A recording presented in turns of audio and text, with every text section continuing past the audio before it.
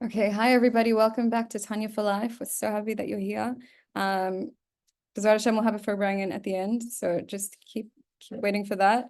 We'll learn the Torah together, and then we'll do a little meditation, and then we'll finish the recording, and then do our little farbrengen. Anyone's welcome to join us in real time or on Zoom. Reach out if you want the details. For the meantime, let's dedicate this this class to the refuah shalema of Yochebed Lior bas Ahuva, Malka Blima bas Ada, Simanuta bas Rivka, and Yaakov Yitzchak ben Osna. For the refuah of Yenta Shena bas Blima, of Bat Chana bas Altasara, and for the Aliyah Neshama of Chaya Edel bas Simcha and Neri Yosef Asher ben Gittle. And for the refuah of all of our hostages and our soldiers, and the aliyah of all of our citizens, all of our hostages, all of our soldiers that we've lost in the past, and for all of Am Yisrael that we need a healing, and we need aliyahs for all of us wherever we are. Baruch Hashem, it's a big miracle that we've actually been receiving our hostages back home. It's amazing, and may Hashem really protect us and protect all the citizens, and stop the spread of hate and of violence, and stop all of our enemies wherever they are, in whatever way. You know, all of these people who are getting released, these terrorists who are getting released, Hashem should really, disable them and disarm them, that they can't continue to do harm. And yep, if there's anything that you can think of, your heart's prayers, right now is the time, that it should all just be gone towards that. All of our merit, the schus that we're learning, should all go to protect Am Yisrael, to help Am Yisrael, and to protect us from harm through Hashem's permission and grant. So without further ado, let's get back into Tanya. We are again in chapter 26. For this reason, our sages stated that the verse, "Those who love him shall be as the sun when it comes out in its might," refers to the reward of those who rejoice in their afflictions. Wow. Isn't that amazing? That is so powerful. Yeah. So this is all, the Alter Rebbe is quoting all of these sources. We have in Yoma, we have in Judges, Shoftim, that those who love him, Hashem, shall be as the sun when it comes out in its might. This refers to the reward of those who rejoice in their afflictions. That's a really powerful and not an easy thing to always be able to do. God always rewards man, measure for measure. What is the connection then between rejoicing in affliction and the sun? Also, why are those who rejoice in affliction described as those who love God? The Alter Rebbe now explains that since misfortune is really nothing but a disguise for the higher form of good that derives from the hidden world, the option as to whether it will bring man either joy or misery depends on his priorities. If man deems his physical life all important, he will indeed be miserable. While if nearness to God is his primary concern, this man will rejoice, since nearness to God is found in greater measure in the hidden world, whence derives the good that is hidden in misfortune.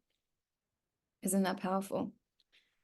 Those who rejoice in suffering are therefore called lovers of God, and are rewarded by being granted the vision of the sun emerging in its might.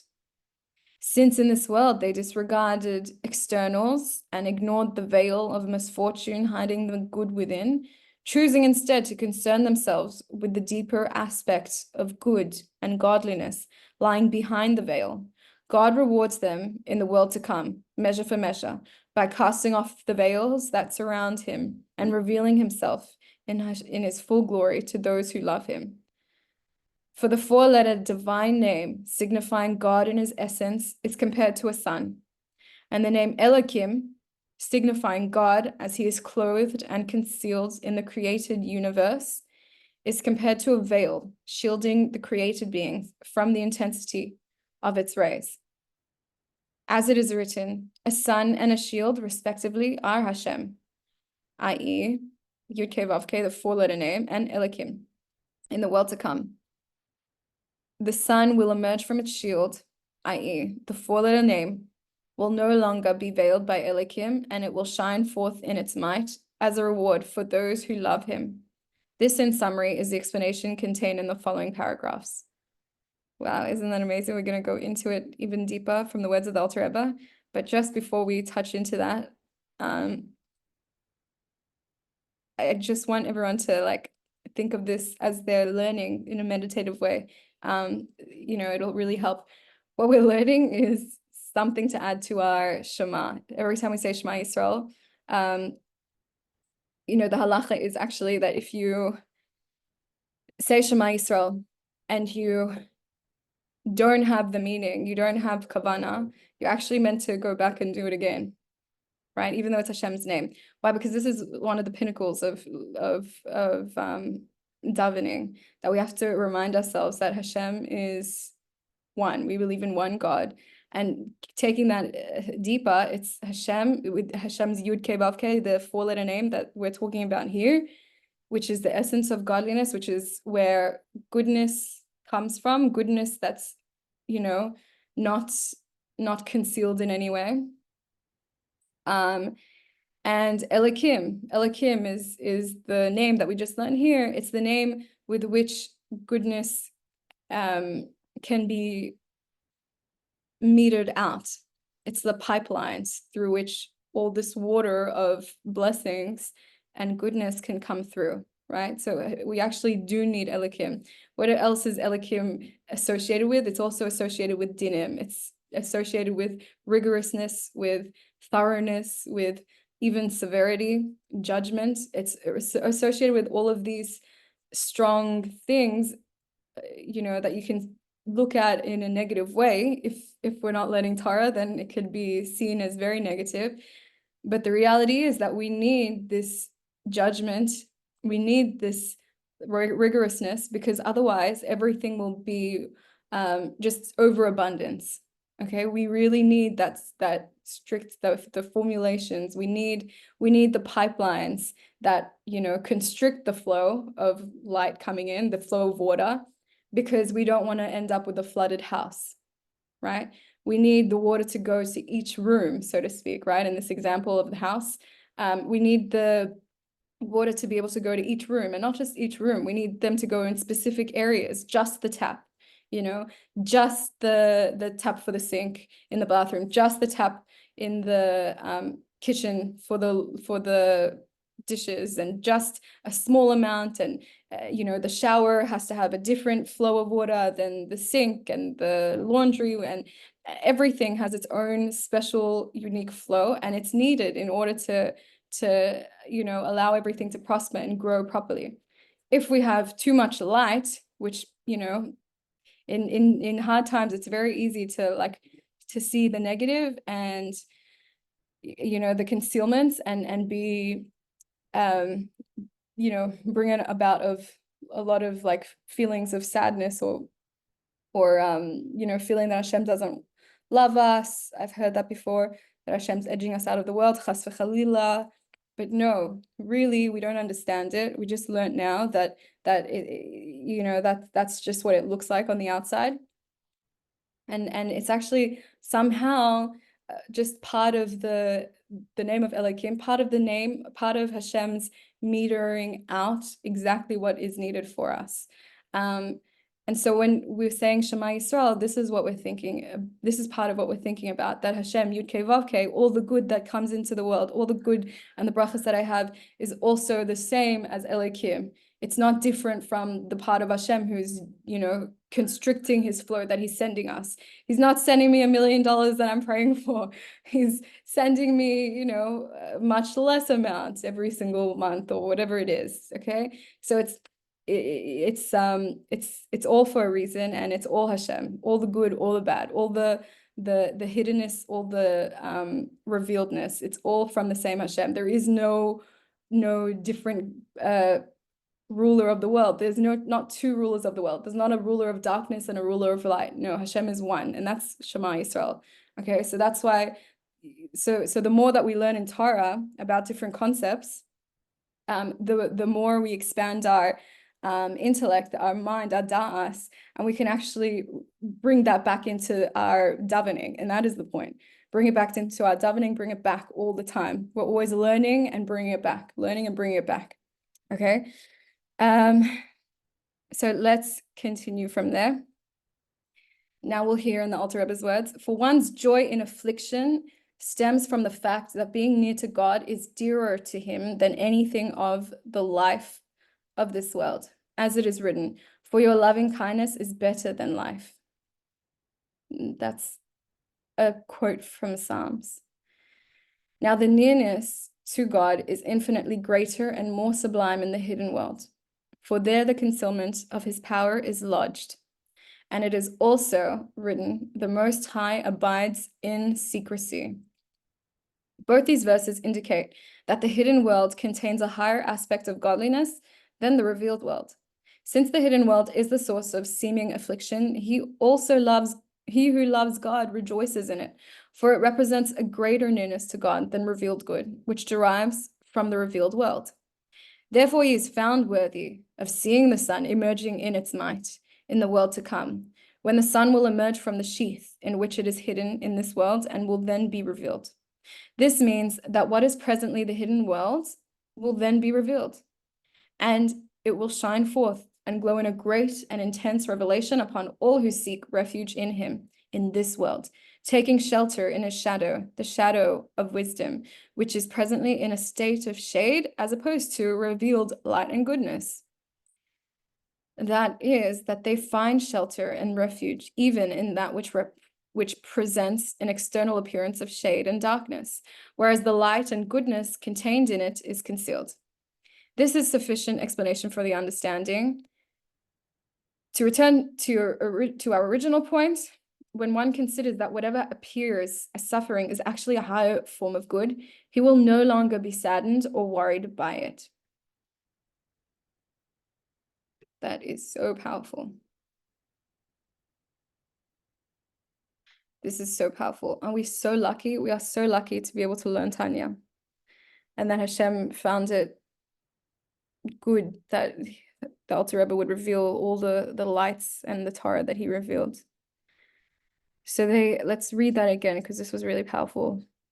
They find shelter and refuge even in that which presents an external appearance of shade and darkness, whereas the light and goodness contained in it is concealed. So that even when a person is suffering and going through all the difficulties that a person may go through, and everyone's experience is different.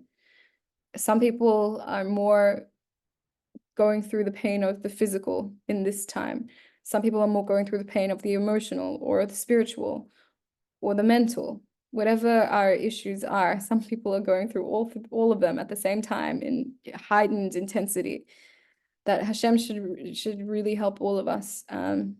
But what we're learning is even in the height of intensity and of discomfort and pain or whatever we're going through, it is still possible that we can be joyful in our experience. We can be happy that we're going through the difficulty and experience. Why? Because and how it's the only way to be so is if we connect with its source and go deeper than what we see in front of us, deeper than what's revealed, that we actually connect instead of the revealed, like we bypass the revealed, we don't like pay attention to it, we look instead from where it's coming from, and we take delight and joy in the fact that it's coming from a closer place to Hashem, a very close place to Hashem. And so when we're experiencing this, we're actually enjoying the closeness to God. So we will no longer be saddened or worried about the suffering. So suffering that we go through. And again, remember, we're not talking about other people's suffering. This is not something that we should tell somebody.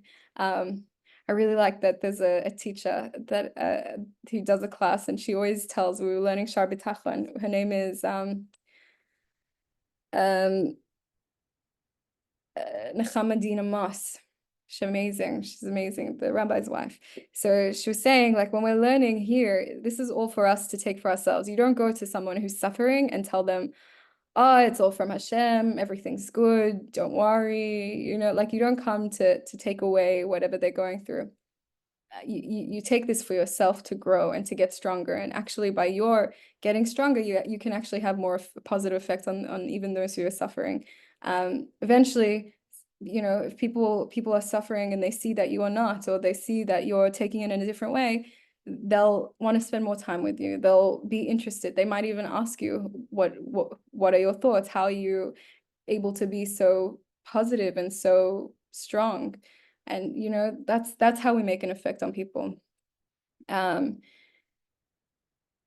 so this is really good for me to know that, like, you don't come with your musar to somebody else. You come with your musar to yourself and only yourself. You don't use it as a way to judge other people.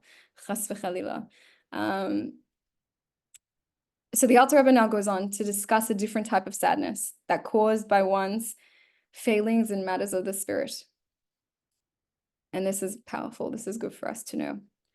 As for sadness connected with heavenly matters, one must seek ways and means of freeing oneself from it.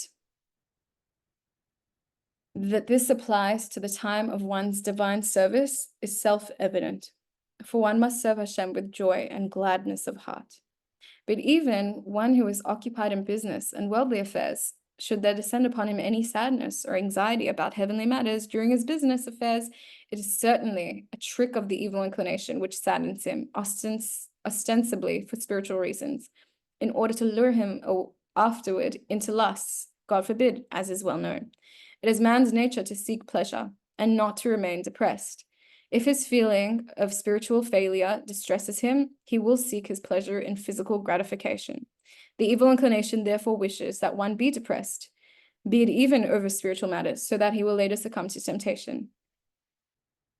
Oh my God, I love this so much. For if it were not so, that this depression is the doing of the Yetzer Hara, from where would a genuine sadness, one that is derived from love or fear of God, come to him in the midst of his business affairs? Since a genuine sadness is an expression of love or fear of God, it should express itself at a time when these emotions are active, like during prayer, during Torah study, and the like, but not during one's business. Clearly then, the sadness is artificial, created by the Yetzer Hara for its own purposes, and one must therefore rid himself of it. And we'll learn how to do that in the next paragraph, but let's go back to this, because this is amazing. I actually went back over one of my hibadodots. I actually love doing that. I should do it more often. So I love to write my hibadodots. Like, I'll write it, so, you know, sometimes I would write it just as a note on my phone, whatever time I have in the middle of whatever I've got going on. And I'll just write a letter to Hashem. And it's a letter to Hashem, and it's a letter to me, and it's a letter about it's like taking a stock. It's taking honest and fearless inventory of where I'm at right now. And, you know, it could be something that just comes to my mind in that moment, and it's really good to write it down. It's also really good when it's inspired by Torah learning. And I'll write down things that I learned. But because for me, the whole purpose of Hitbodedut, I mean, for everyone, like, the whole purpose of Hitbodedut is not, it's not to stay within yourself. It's not to become and continue self-obsession. We actually talked about this before in last week's Fabrian. Miriam Yerushalmi talks about not being self-absorbed, self-obsessed. It's about being God-obsessed. So that's where Kedusha lies. That's where we want to take our life.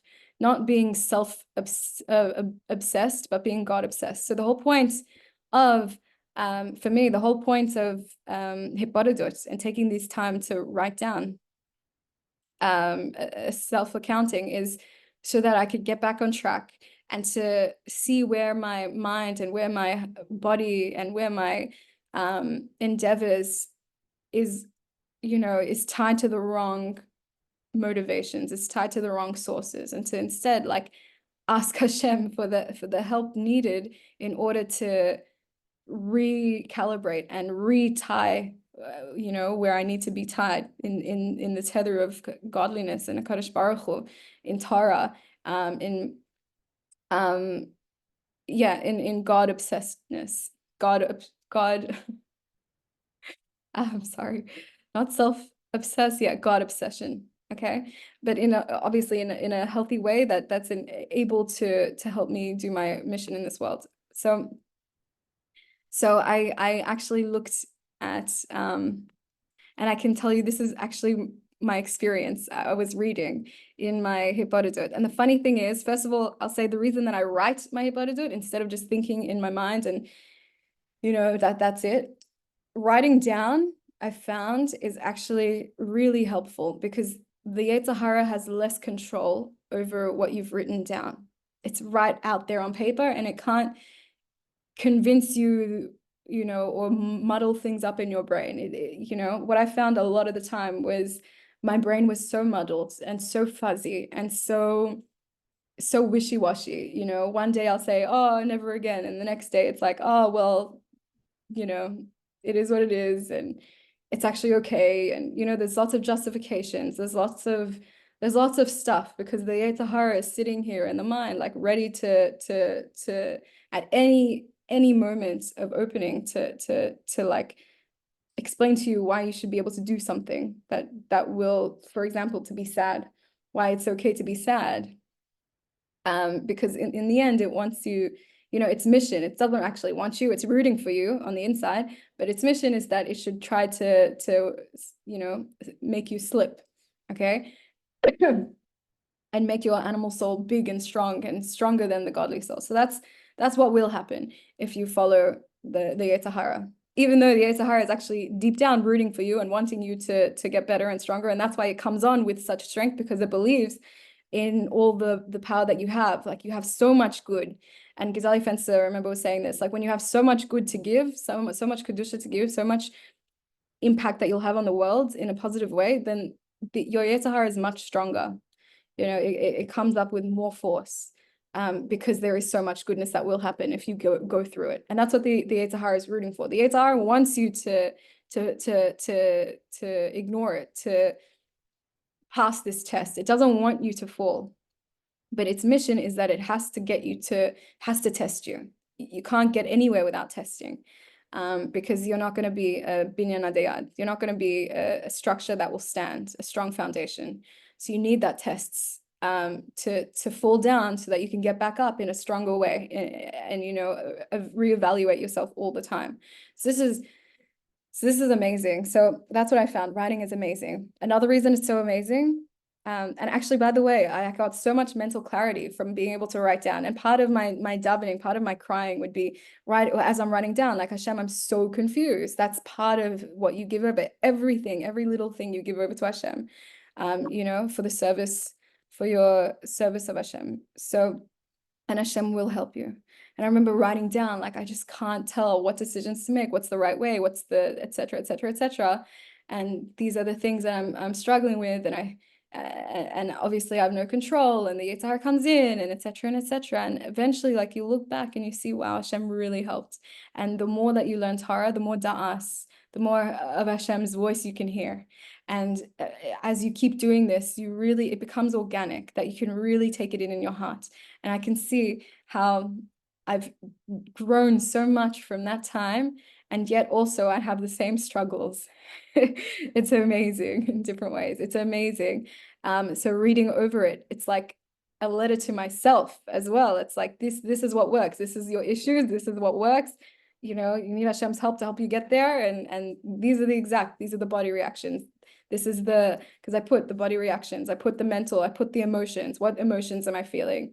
In one of them, I was like sadness and disappointment. And it was like the body reaction. Oh, I feel it heavy in my chest. And then it's like this thing that takes over my whole being. And it's like the guilt of the past or whatever it was. And then it's and I forgot what else I put down, but it's really good to go through all of these cues, like to see what's happening in the mind, what's happening in the body, what's happening in your avoda, where are you letting up? It's really important. It's really good to have all of this, so that you can come back to it again and like really learn from it and see. So what I found was actually, I was warning myself in my Hibbaradot of the same thing that we're talking here, that like, you know, that you're not supposed to, you don't see yourself as a disappointment to Hashem. You cannot, we can't afford that. Hashem only thinks of us in a good light. Hashem only believes in us unconditionally. I learned that with Miriam. It was life-changing for me, Baruch Hashem. Transformative chassidus.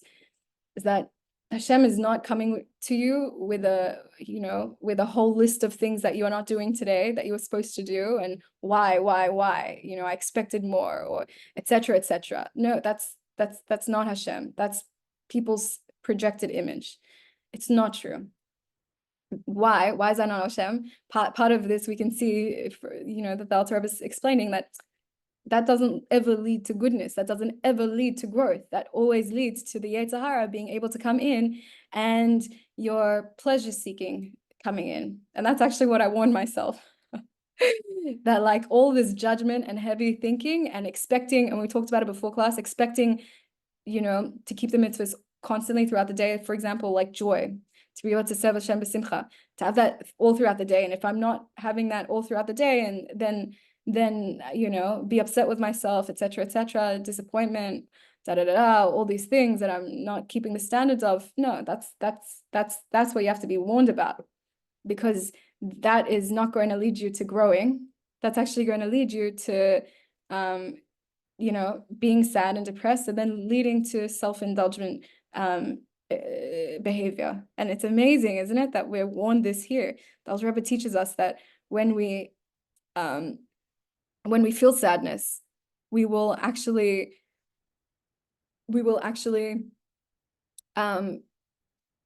look for ways to feel good. That's what will automatically happen. And so think about it when you're talking to other people as well. When there's someone that you're, you know, who's acting obviously in a way that you're not happy with, you don't like try to make them feel horrible about themselves. That will never work. It never works. It only like causes distance and separation, and it causes a person even to distance and separate from their own godly soul. So all you're going to get is the animal soul, the Yetzer Hara. That's not what we want. And the pleasure seeking will get even more powerful. So that's not what we want. We want, you know, the sun emerging from the sheath. We want this positivity. We want the godly soul to come out. And how does that happen? By reminding ourselves, no matter what, no matter how much we fall, and no matter how many promises we've made and we fall again, doesn't matter. All of this is irrelevant to God's love for us. Hashem loves us unconditionally. There's nothing that, and I remember this really helped me, there's nothing you can say, there's nothing you can think, and there's nothing you can do that will lessen Hashem's love for you. And it's Hashem's unconditional love for us that we need to rely on and even imitate. We need to learn to imitate that love that Hashem has for us. And we have to be able to give that to ourselves, and it comes with practice. And we have to be able to give that to other people. Because a lot of the time, even for someone who's numb, someone who's not really aware of what they, you know, all the connections of what they're going through at the moment, how they're dealing with it, it's probably numbness. It's probably just moving on and not trying to pay attention. And what's behind that numbness? Why would a person be numb? You know, in my experience, it's usually because they're so disappointed with themselves deep down, that they're not living the life that they want to. And they don't believe deep down that Hashem loves them unconditionally. And that's a problem. Because if you don't believe that you are loved unconditionally, that place, that person is not going to be your safe place. It's not going to be a place where you'll open up the door to your, you know, deep secrets, to your deepest self. It's not going to be a place where you even welcome expressing yourself. It's not safe.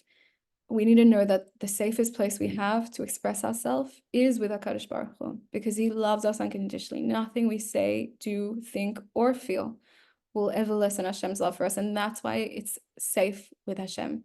That's why it's safe in Hibadadut. You're not talking to somebody on the street. You're not talking about to somebody you know. You're talking to your creator who knows you, who's built you and loves you unconditionally no matter what.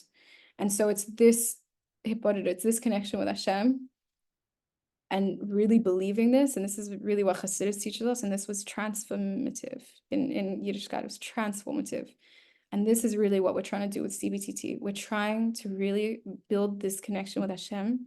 And I remember Miriam telling me something so beautiful. She said, you know, it's very hard. It can be very hard to make a booking with a really high professional, a therapist, you know, and also like, you know, it's very expensive. It's time consuming. It's just, you know, they might be very busy. How you know, there's no other professionals like that you'll get like Hashem. Hashem is waiting for you. He's got these appointments for you. Shacharis, he has you booked in. For Mincha, he has you booked in. For Mariv, he has you booked in. And he will never say no. You want to come for Hibadadut? He'll always make time for you. No matter how busy he is, no matter how many people he's helping. He will always make time for you. And he's always waiting. He's excited to have that time with you where he's, you know, booked you in to his schedules for that day. It's up to you if you're making those appointments. You know, it's not something you have to create. It's something that's already created. You show up. And it's, oh my goodness, so powerful. Thank you, Hashem, for that ability to do this and to wait for us no matter what. And so this is something so profound. Oh, I love this. Let me read this again. It is man's nature to seek pleasure and not to remain depressed. Okay? If he is feeling of spiritual failures distresses him, he will seek pleasure in physical gratification. Okay? And remember that physical gratification, that's self-obsession, that's self-gratification, that's not God gratification or God obsessed.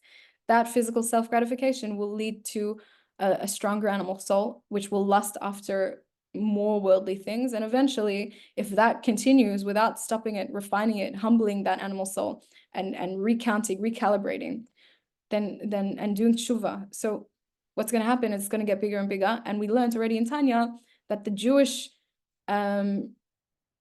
lusts will turn into non-Jewish lusts, okay? And the animal soul, because it's so big and strong, and the nature of pleasure is that it only grows, right? It comes from water element, which has no inbuilt structure that will, you know, boundaries in it. So it'll just keep amassing more and more and bigger. And from kosher things, like permissible to overindulge in kosher food, it will start wanting more. It will start wanting to indulge in non-kosher food. Chas v'shalom in all matters, it's the same. And so we should remember that that comes from self-indulgence, okay? And that self-indulgence can be triggered by feeling sad.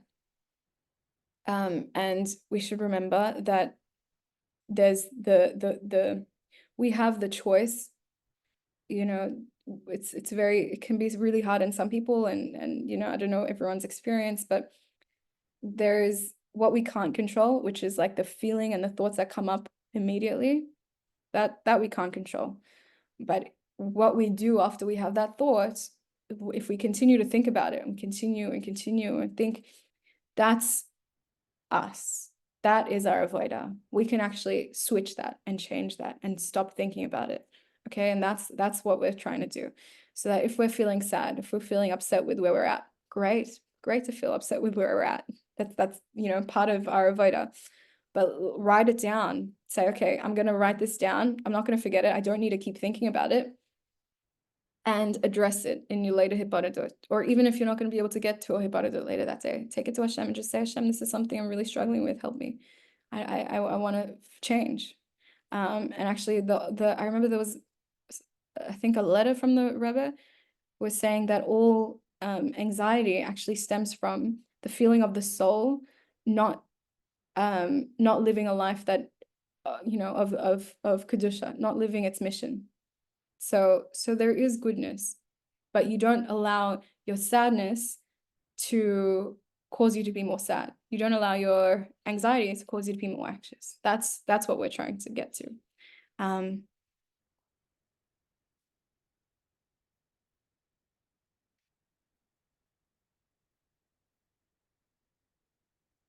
Okay.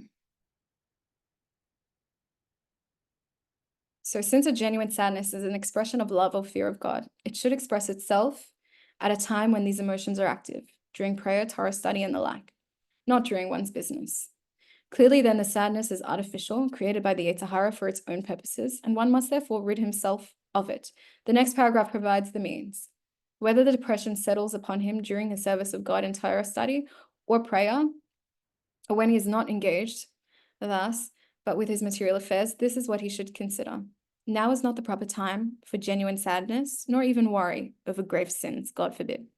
For this, one must set aside opportune times when the mind is calm to reflect on the greatness of God, against whom he has sinned, so that thereby his heart will truly be rent with genuine bitterness, remorse, as opposed to depression. Bitterness is alive and it's active, bitterness and remorse, while depression is resigned and dead. It is explained elsewhere when this time should be. There it is also explained that immediately after his heart has been broken during those appointed times, he should completely remove the sorrow from his heart, and he should believe with perfect faith that Hashem has erased his sin and that he pardons abundantly. Thus, even if one has sinned repeatedly against Hashem, God will readily forgive him as though he had sinned for the first time. Unlike man, who easily forgives a first offense, but finds it difficult to do so when the offense is often repeated, God is different. So this knowledge that God has surely cleansed him of his sins is the true joy in God, which follows the sadness, as is explained above, that the virtue of sadness lies in the joy to which it gives rise, which we learned earlier. Oh, this is so powerful and amazing. Aren't we lucky to be able to learn this chapter 26? So now we've finished chapter 26. Let's talk a little bit about it again, what we've just read now. Okay, so we already touched on hypnosis. We touched on like the proper time when to put, you know, your when your worries come up. I find, like I told you, it's really good to actually take note of it, not to just dismiss it and ignore it, because then there's a part of me that's always like, okay, when am I going to get to that? It's important, da da da da da. So write it down. And I used to do this thing, it's called the God box, where you have like a tissue box or an old tissue box or whatever, or a jar, and you just like write notes during the day as anxiety comes up or sadness or whatever feelings that are coming up. And you think, okay, these are things that I need Hashem's help with. You know, a lot of times it's about someone else. A lot of time it's, you know, you just can't control it. It comes up. So you write it down, put it as a note, write it to Hashem, just a little hibadodo, a prayer to Hashem. Just say, Hashem, I really need help with this, for this person, they're suffering. Hashem, I really need help with this. I'm not happy with the way that I'm displaying my emotions. I need help. Da, da, da, da, da. All this stuff. And whatever comes up, it could be two words, it could be a sentence, whatever it is, and you just scrunch it up, put it in the box, and that's it. And what relief comes from that. I'm just saying, what relief.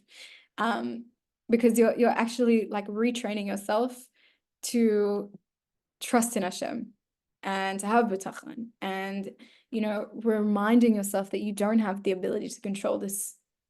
You don't have the answers, and that's okay. And how powerful this is. So this is, you know, the idea that we're turning ourselves and our difficulties over to HaKadosh Baruch Hu. But again, remember, the reason we have to go through this, and we have to go through this darkness, we have to go through this Elikim, because just like the pipes that are, you know, very exact, so that the water can come through exactly how it's needed in a way that will help us prosper. So this is the same thing. Hashem just can't give us all the blessings in the world without the work on our mental state, without the work on our physical and expression in the world. Hashem can't give us all of this light. We have to work very hard. We have to toil.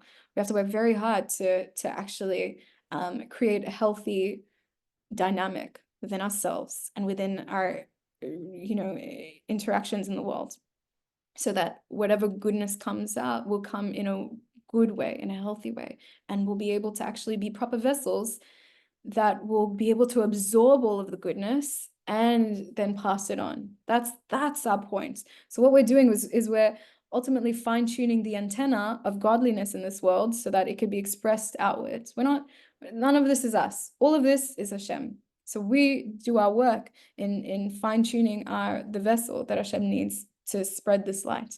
And how proper, how amazing is that? And part of that is to know when sadness comes up, when depression comes up, please resonate with this Torah. When you feel depression, it feels dead, doesn't it? To me, it feels so dead. There's nothing that comes out of it, comatose, nothing, no positive comes out of it. It's like, okay, done, dead, nothing more. But bitterness, this is what we need. We need to have the bitterness, not constantly throughout the day, in proper times, okay? And that bitterness actually helps us to move on. It's alive and active. That is the Torah of today. That's the Torah that's who Hashem is. He's the living King. So we choose life over death. That is the Jewish way. And remember, it is good that we should have a broken heart. So being sad about where our animal soul is holding us in a way hostage, right? That our light is not shining through, that's beautiful. Use that in your hypothesis. Don't hold on to it. You don't need to hold on to it. You can write it down and let it go. You'll come back to it later when it's time and it's appropriate. And Hashem will help you get there. And remember, we do need that brokenheartedness. We do need to humble and break up that log, the log of the animal soul, who can be so full of ego. So it needs to be crushed. It needs to be battered. That ego needs to be battered so that splinters can come out and catch fire, okay, and be humbled. That's what the Rosh Hashiva of Shemayim in the heavens was saying, that this is how we have to deal with our ego. We humble it and submit it by breaking it up and allowing that fire to take hold of it, right? So it is good, but it's only good in certain times. So they avoided it.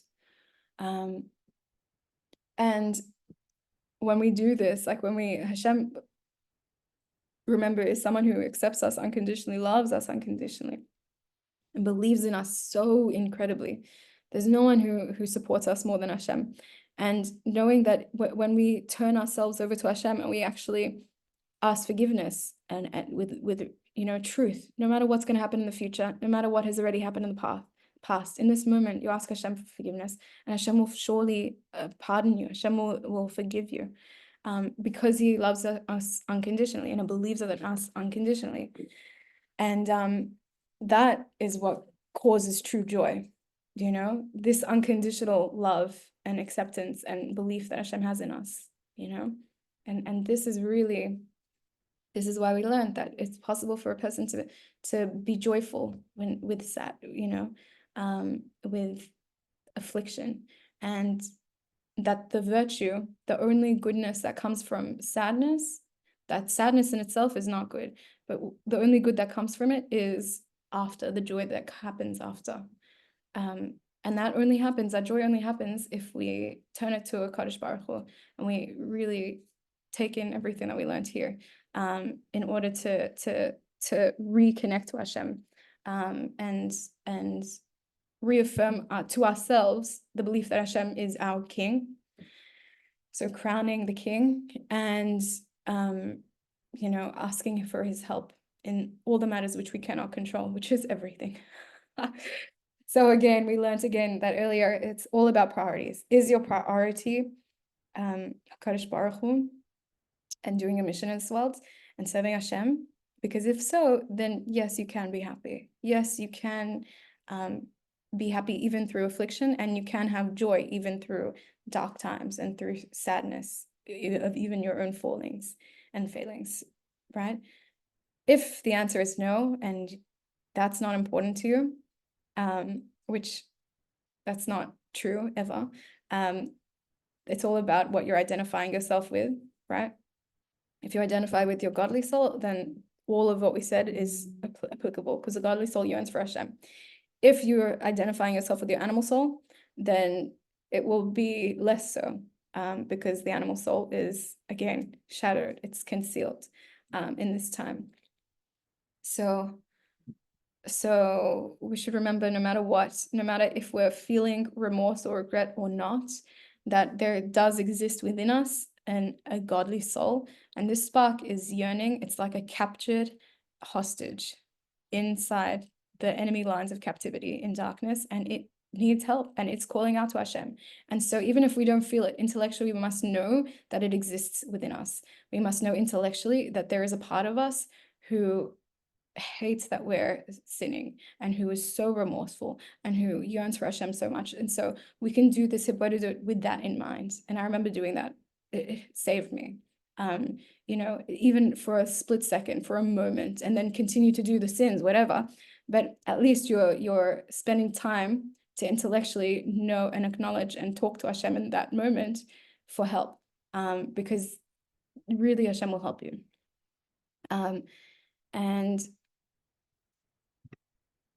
And with that, we will end chapter 26. Let's do our meditation, and then we'll brang. Okay. So let's, excuse me. So let's do our meditation. I'll invite everybody to get comfortable. Just keep your eyes gazing forward, open, close them, whatever you want. Sit down in a relaxed position and breathe out. Breathe out. Exhale all of the tension and all of the spiritual dirt from your mind, from your heart, from your body. All the toxins, even physically. Just exhale everything. Breathing in light. Breathing in life. Breathing in HaKadosh Baruch Hu. Breathing out, get rid of everything that is not godly. And breathing in godliness. And as we breathe in, imagine all of this Torah that we have learned, all of this high, holy Torah, as icebergs within your mind. And see these massive, strong icebergs of Torah learning that are just sitting in your mind. They are not melting, they are not moving. They are too powerful to be absorbed and integrated into your body. Now imagine the straw that connects the mind through the throat down to the heart. And imagine this meditation that we're doing, this imaginative imagery, and this Torah learning that we're doing is crushing.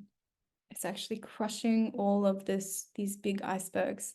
It's making it mushy, like a slushy.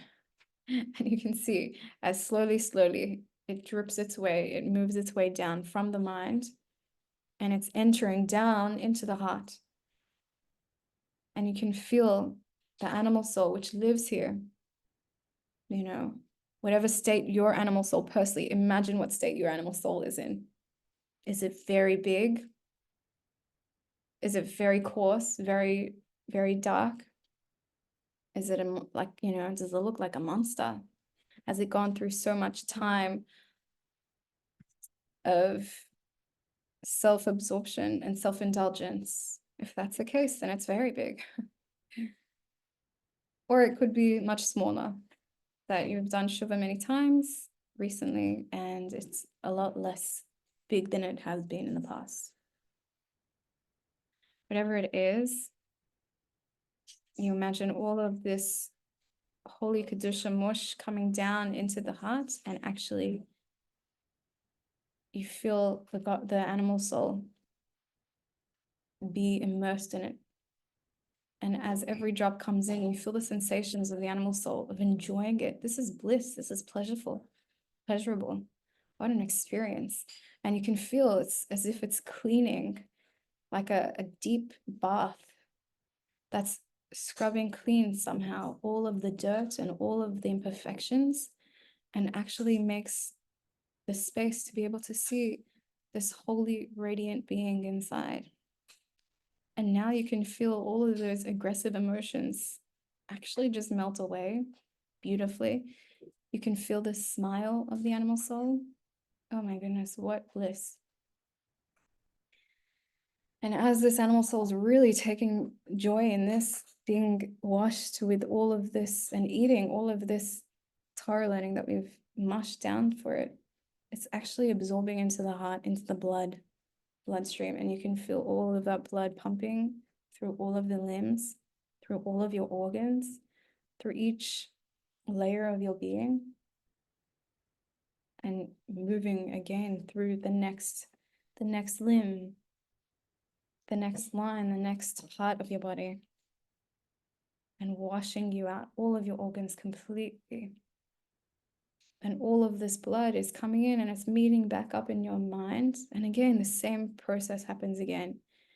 And you can see that this mushing is happening, this mushing of this godly thoughts being mushed down, coming through the straw down to your heart, really allowing that animal soul to revel and to enjoy this experience of being able to absorb godliness, and then blend that into your heart, into your blood, which pumps through again and again. And every time that you see this process happen, it's more and more strength of godliness. And all of this godliness really pumps away all of the toxins and all of the opposite of godliness. It's just being pumped out of your body.